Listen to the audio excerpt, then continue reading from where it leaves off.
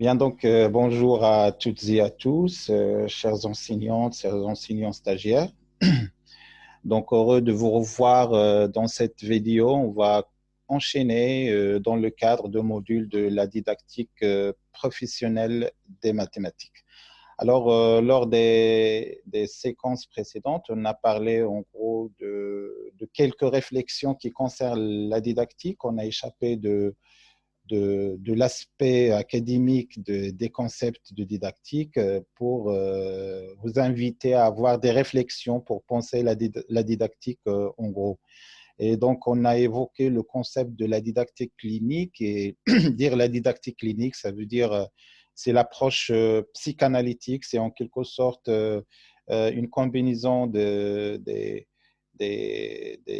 l'approche psychanalytique et de la didactique en même temps. Donc, en gros, euh, c'est quelque chose qui cible le sujet enseignant dans sa subjectivité, dans ses décisions et dans ses choix qui ne sont pas en général objectifs. Et le message, le grand message était que l'enseignant doit reconnaître, se reconnaître soi-même avant de prendre des conceptions ou bien des, des considérations qui sont fixées davantage.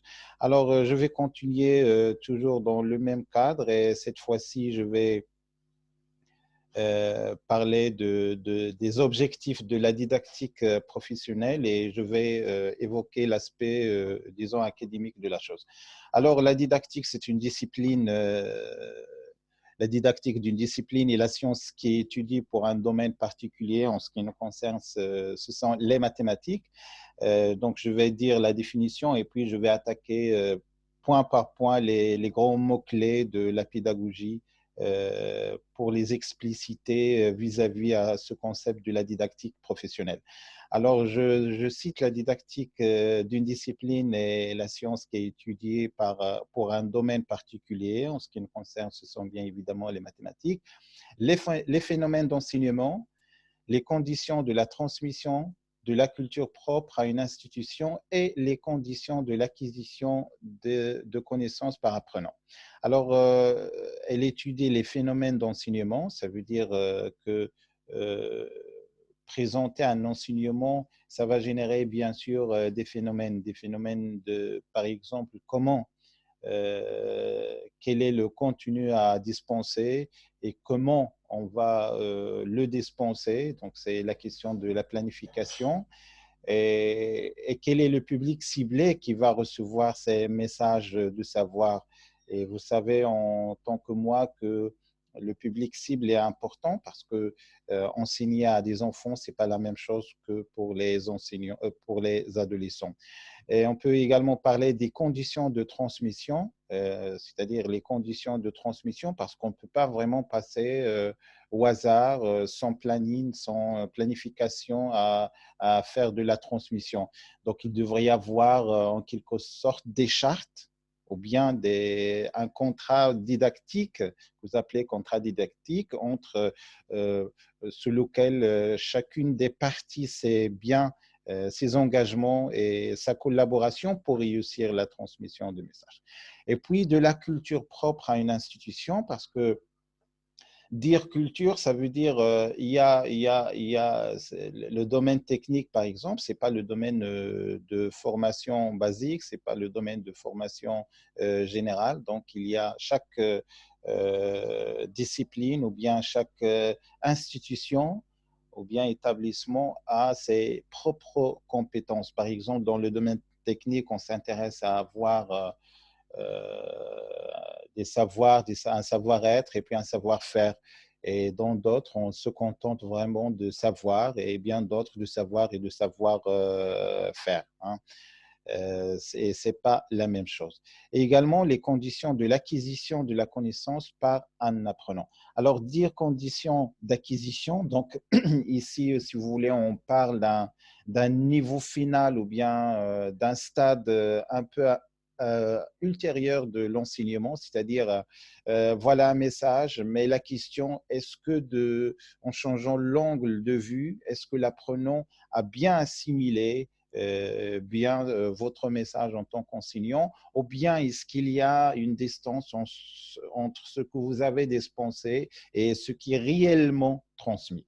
Donc voilà, donc c'est ça la didactique en général, la didactique professionnelle bien évidemment qui nous intéresse en tant qu'enseignant. Vous êtes de l'autre côté en tant qu'enseignant et de l'autre côté il y a des apprenants et entre vous il y a un jeu de savoir et vous devez en tant qu'enseignant savoir quelles sont ces conditions, bien imposer ces conditions pour garantir une qualité d'apprentissage. Donc l'idée en fait c'est de passer de l'enseignement à l'apprentissage, de l'enseignement à l'apprentissage. Vous êtes le chef qui va délivrer un ensemble de savoirs, mais vous avez un public cible qui vous attend, qui sont les apprenants. La question, est-ce que ces apprenants vont bien acquérir, vont bien comprendre, vont bien recevoir vos messages pédagogiques.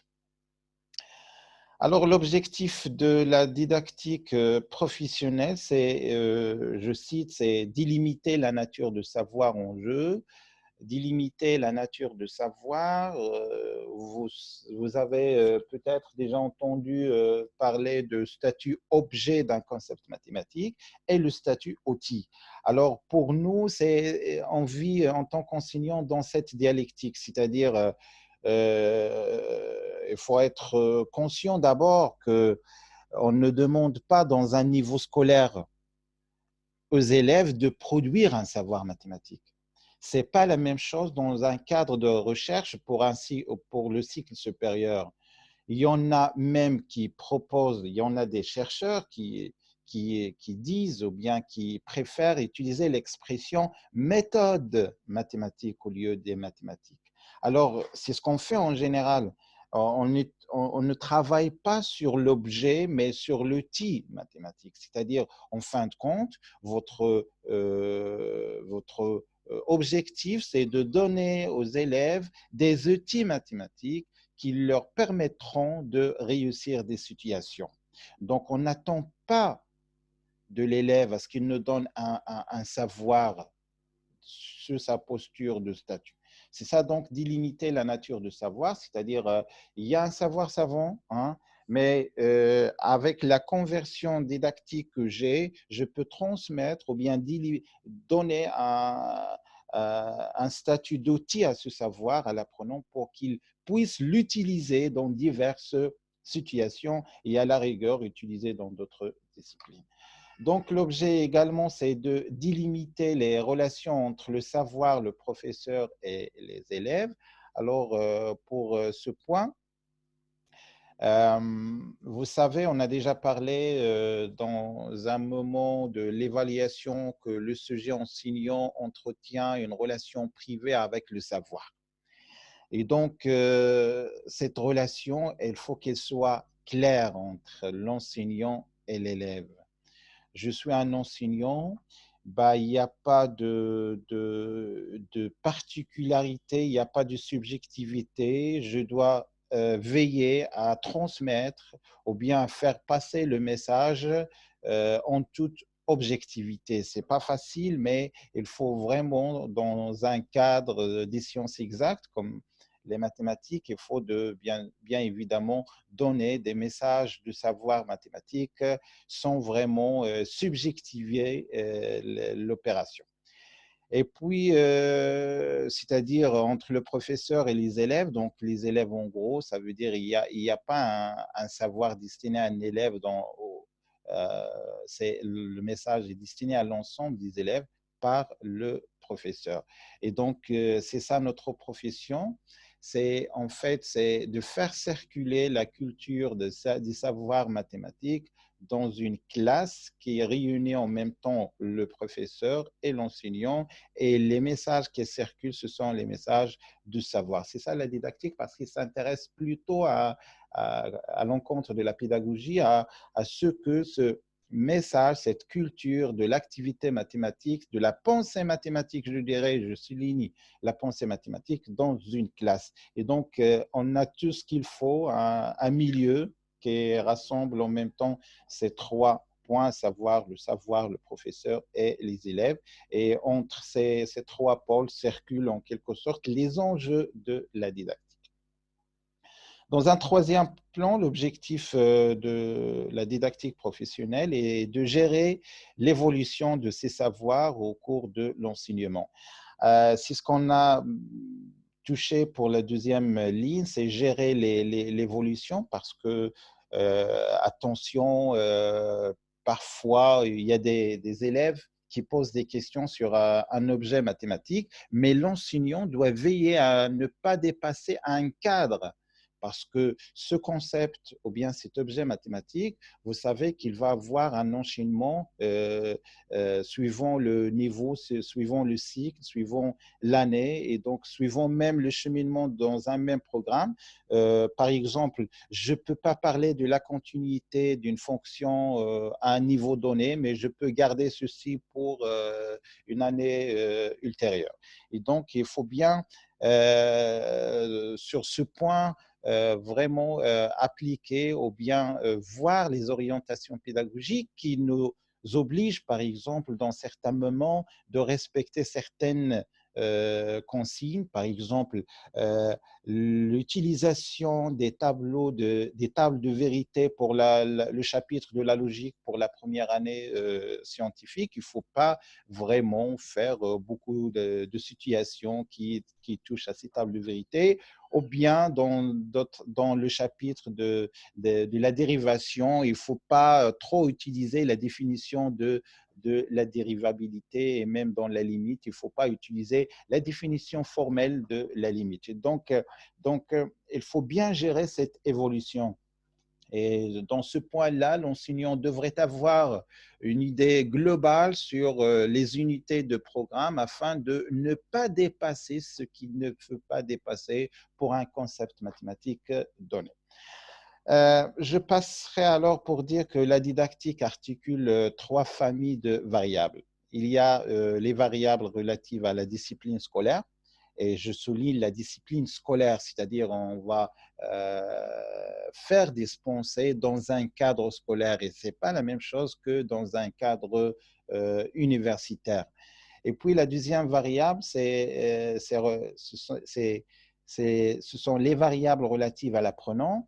Les variables relatives à l'apprenant, ça veut dire on est par exemple dans le cycle collégial face à des élèves, à des adolescents, et donc l'enseignant devrait vraiment savoir gérer ou bien comprendre qu'est-ce que c'est que l'adolescence, parce qu'une perturbation par un adolescent de l'histoire de la classe va vraiment freiner, va stopper le processus d'enseignement-apprentissage. Et donc, il faut d'abord, avant d'enseigner quelque chose, il faut d'abord comprendre la nature humaine de récepteur, à savoir l'apprenant.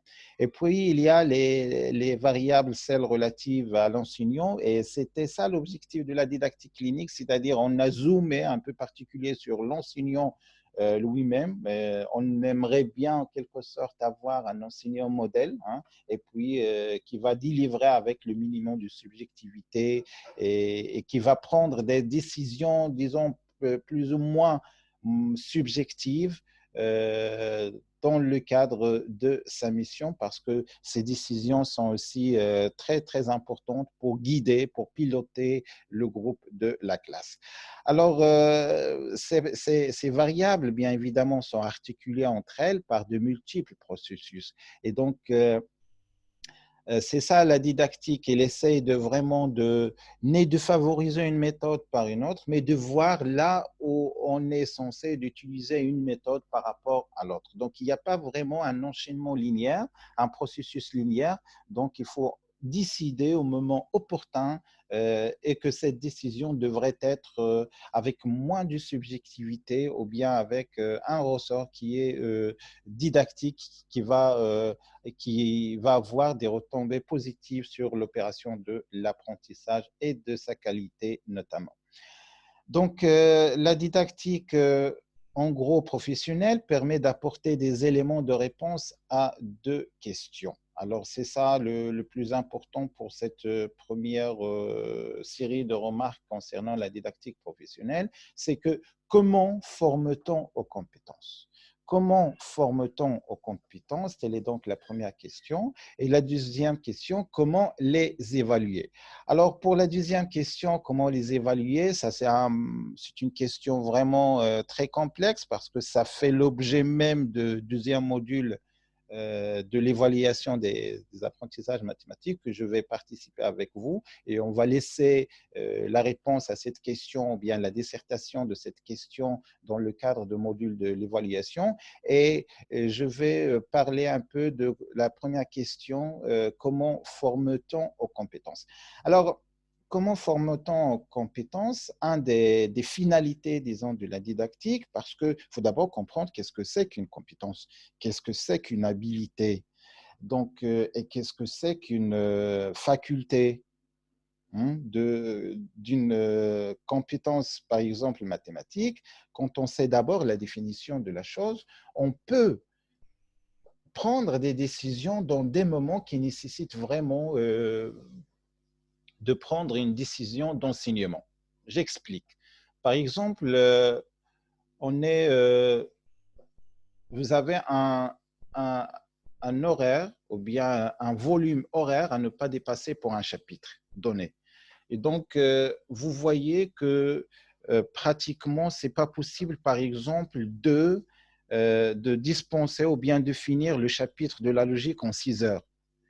Et donc, en tant que professeur, d'une part, vous êtes entre les injonctions qui vous obligent à ne pas dépasser 6 heures et dans la réalité ou bien la pratique où vous voyez que c'est impossible, c'est absurde même d'avoir la moitié, de dispenser la moitié de ce chapitre dans 6 heures.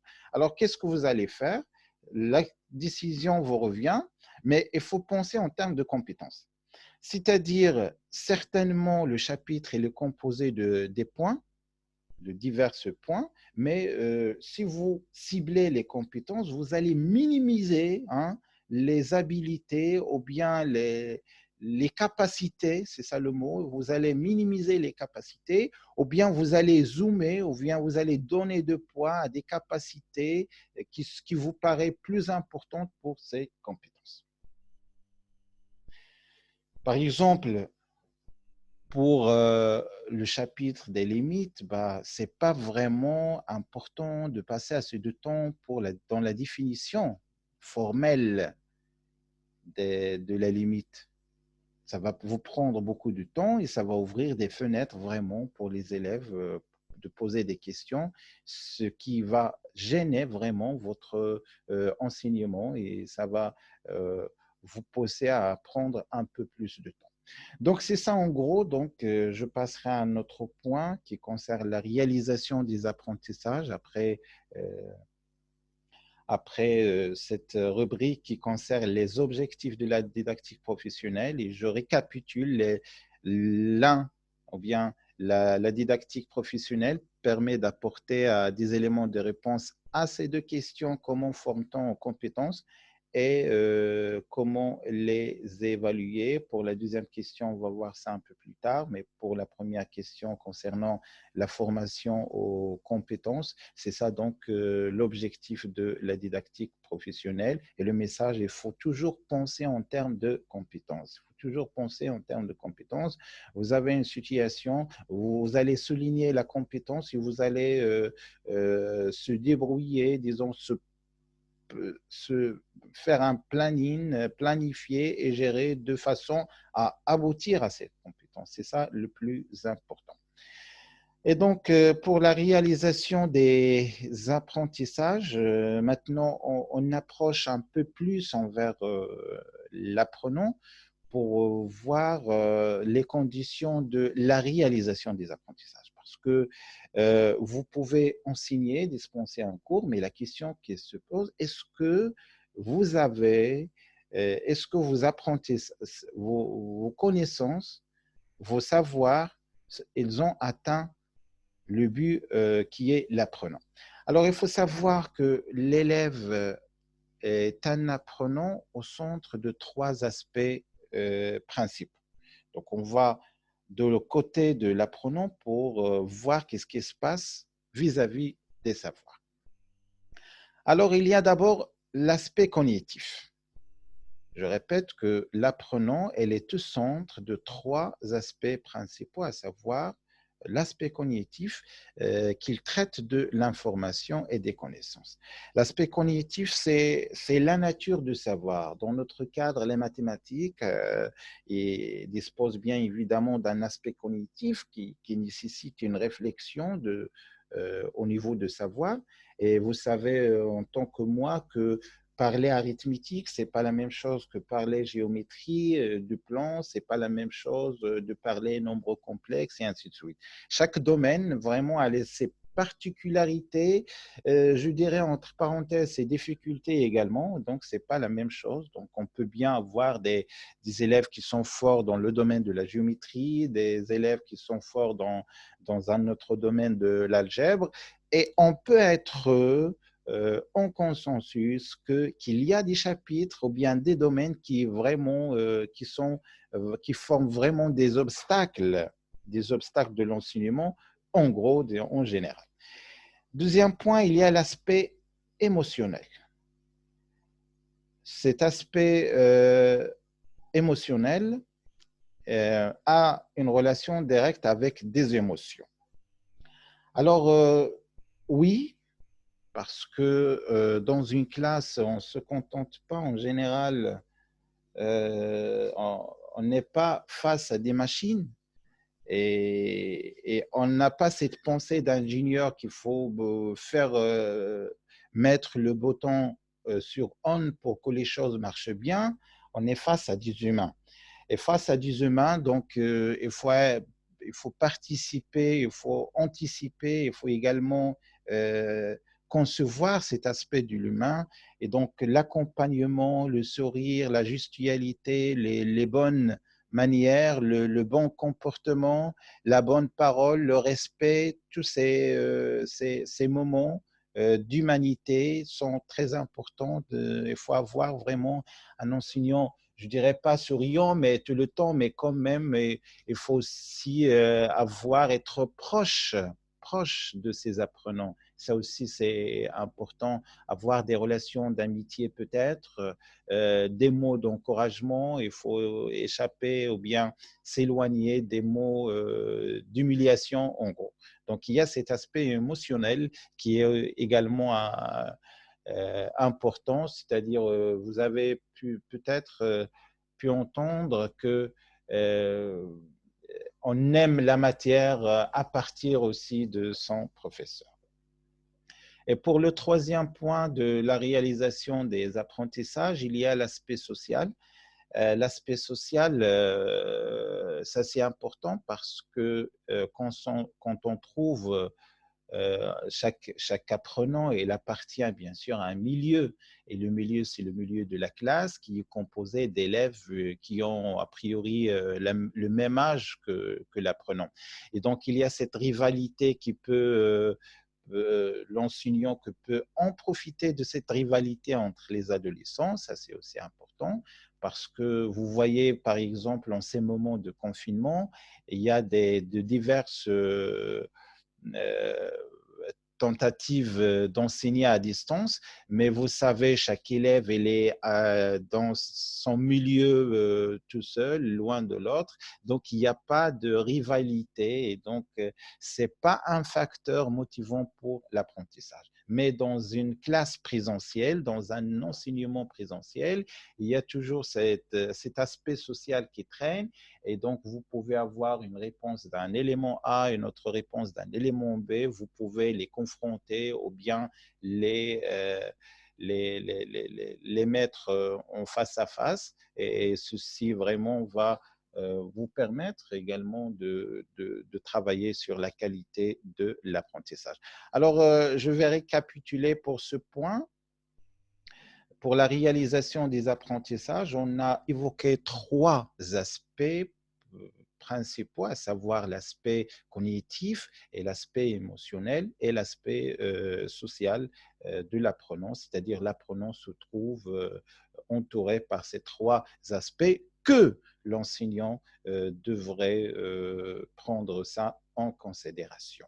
Maintenant, je vais passer à un point, toujours dans ce cadre qui concerne la réalisation des apprentissages, et je vais vous parler de conflits socio-cognitifs. Alors, qu'est-ce qu'on entend par le conflit socio-cognitif? Alors, dans le cadre des interactions sociales liées à une classe, une confrontation entre les conceptions divergentes des apprenants est provoquée par la situation didactique. Alors, la situation didactique, voilà maintenant une situation didactique parce que je pense à la mettre, à la concevoir didactiquement. Je propose une situation, un exercice, une question, une exclamation, une proposition, une affirmation mathématique, une proposition mathématique au sein d'un groupe. Et voilà naturellement une confrontation avec des conceptions. Donc, chacun va parler de cette proposition, chacun va la concevoir de sa propre manière, même si ces conceptions sont divergentes. Et ça, c'est important. Et heureusement qu'elles sont divergentes parce que si tout le monde ne répond de la même ligne, donc il n'y aura pas vraiment de savoir. Et donc, il est ainsi l'enseignant, il est mené, il est amené à reconsidérer simultanément ses propres représentations et celles des autres pour reconstruire un nouveau savoir. Donc, il y a cette tendance dans ce petit paragraphe à parler de la conception en fait, les représentations. Et j'aimerais dire qu'il s'agit des représentations mentales, parce que chaque élève lors de la réception d'un savoir, il parle avec ses intérieurs, il construit une idée qui est une représentation mentale. Et cette représentation mentale, elle peut être vraie, hein, et peut être également fausse. Mais c'est ça le rôle de la situation didactique, c'est-à-dire on va essayer d'arriver à un moment de consensus par l'ensemble des apprenants sous l'égide et sous le guide de l'enseignant pour arriver à un statut stable pour construire ce nouveau savoir. Alors, il y a des chercheurs qui prolongent les travaux de Piaget et Vygotsky sur ce point de conflit socio-cognitif et ils présentent les interactions entre pairs, c'est-à-dire entre les élèves, comme source de développement cognitif à condition qu'ils suscitent des conflits socio-cognitifs. C'est-à-dire l'interaction sociale est constructive, c'est-à-dire heureusement qu'on est dans une classe, heureusement qu'il y a un groupe d'humains en rivalité. Ça, c'est une clé didactique, ça c'est important. Donc l'interaction sociale est constructive dans la mesure où elle introduit une confrontation entre les conceptions divergentes. Un premier déséquilibre individuel apparaît au sein du groupe, puisque chaque élève est confronté à des points de vue divergents. Il prend aussi conscience de sa propre pensée par rapport à celle des autres, ce qui provoque un deuxième déséquilibre de nature intra-individuelle. L'apprenant est amené ainsi à reconsidérer en même temps ses propres représentations et celles des autres pour reconstruire un nouveau savoir.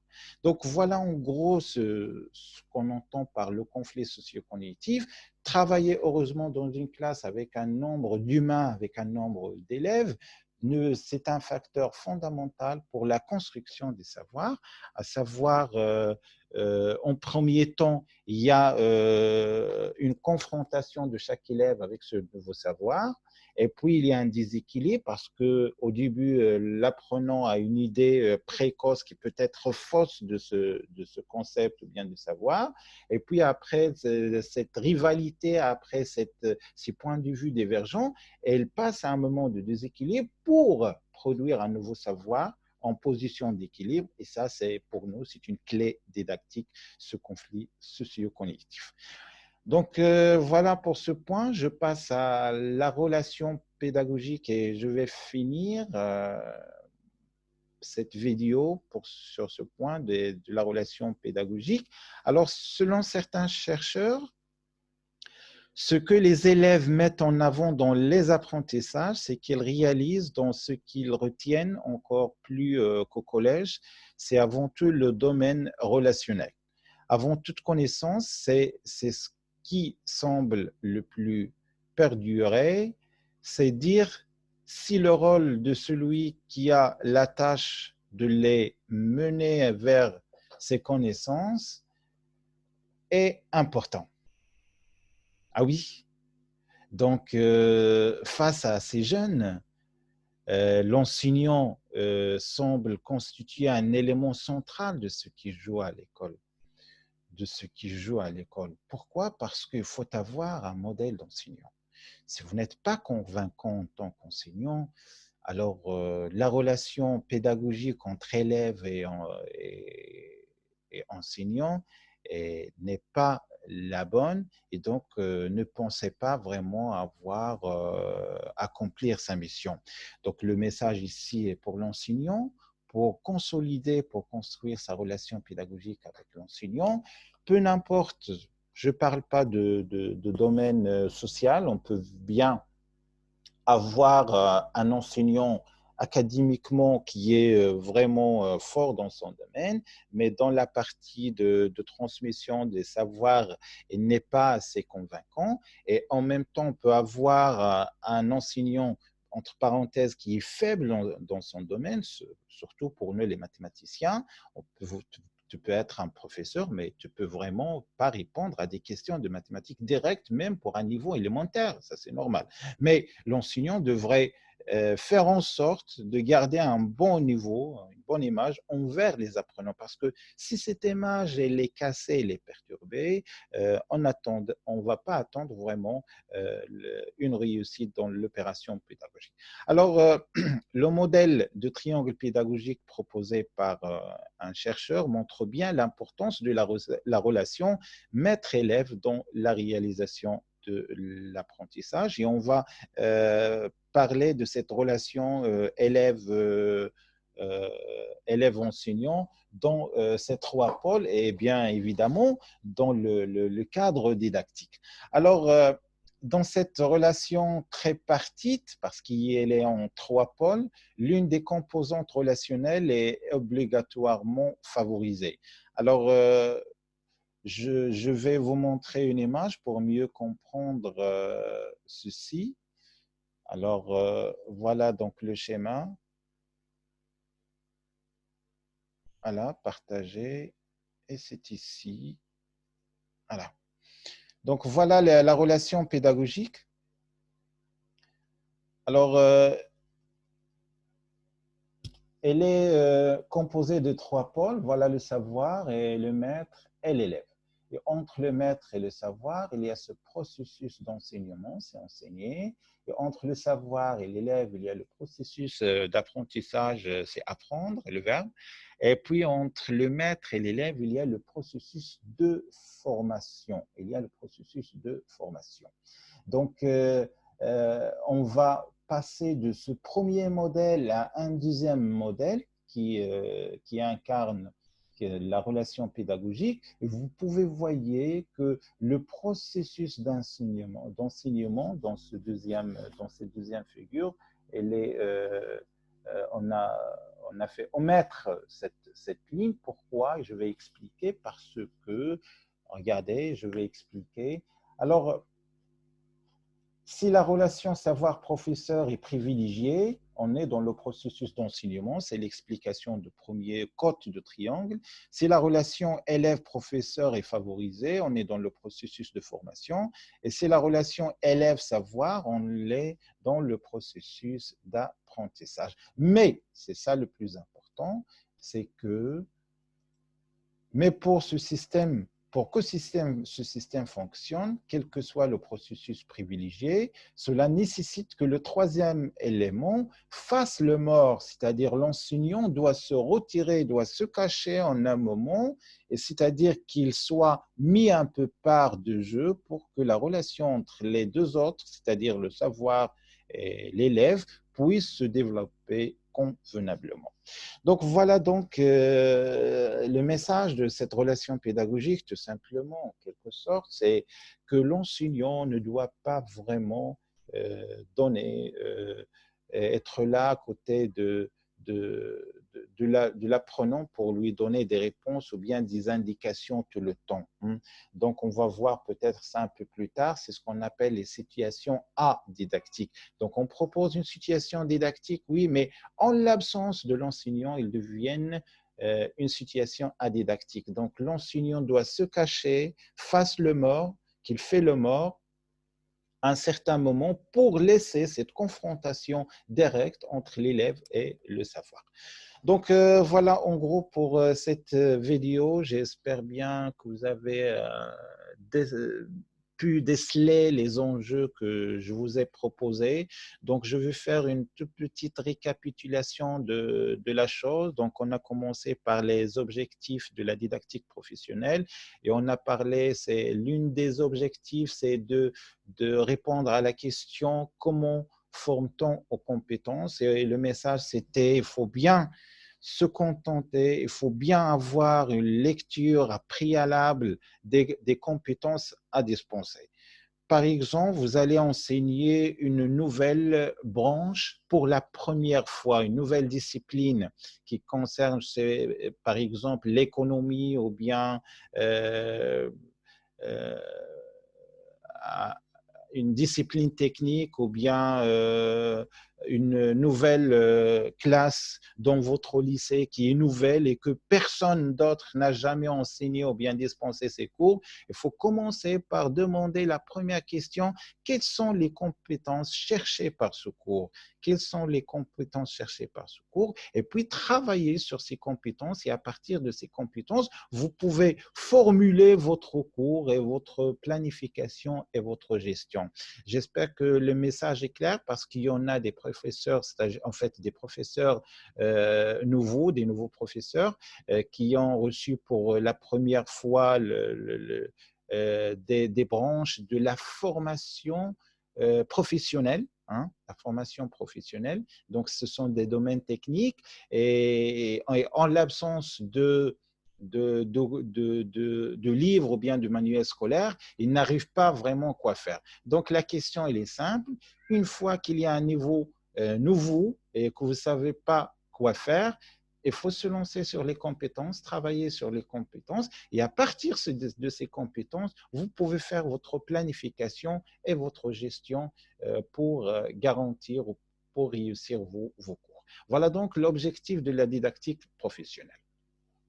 On a parlé également de la réalisation des apprentissages et on a évoqué que pour avoir une meilleure qualité d'apprentissage, il faut d'abord comprendre qu'est-ce qui se passe au niveau de l'apprenant. Alors, l'apprenant, il est entouré par trois aspects, l'aspect cognitif et l'aspect émotionnel et l'aspect social. Donc, ce sont des trois aspects qu'on a évoqués et que l'enseignant doit vraiment être conçu de ces trois aspects parce qu'on ne peut pas vraiment omettre un aspect ou bien négliger un aspect sur l'autre, sinon l'opération de l'apprentissage ne pourrait pas vraiment accomplir elle ne peut pas être accomplie avec succès. On a également parlé de conflits socio-cognitifs. Ça, c'est également pour comprendre, heureusement, de travailler en groupe, c'est un point, c'est une clé didactique, il faut en profiter, donc travailler en groupe avec les élèves. Et donc, ça nous permet de travailler au niveau cognitif de l'apprentissage. Et donc, il y a un équilibre A et puis un équilibre B, un déséquilibre pour avoir un équilibre final qui va donner à l'apprenant de la construction de sens et qui va lutter ou bien changer une représentation mentale qui n'a pas été correcte au début. Et finalement, il y a la relation pédagogique. Alors, pour cette relation pédagogique, qui est présentée sous forme d'un triangle. deux, trois pôles, à savoir le savoir mathématique, le maître ou bien l'enseignant et puis l'élève. Et on a dit que, en gros, qu'il faut faire la différence entre des situations didactiques et des situations adidactiques. Adidactiques, c'est-à-dire en l'absence de l'enseignant. Et donc, l'enseignant ne devrait pas être dans sa situation didactique proposée, être toujours à côté de l'élève, mais il doit se cacher, il doit, comme on a écrit, face le mort pour laisser cette confrontation de l'apprenant avec le savoir. Voilà donc pour cette séance de la didactique professionnelle. Merci de votre attention. Merci également de votre collaboration. Donc, on se verra sûrement lors d'une prochaine vidéo. Merci à vous et excellente journée.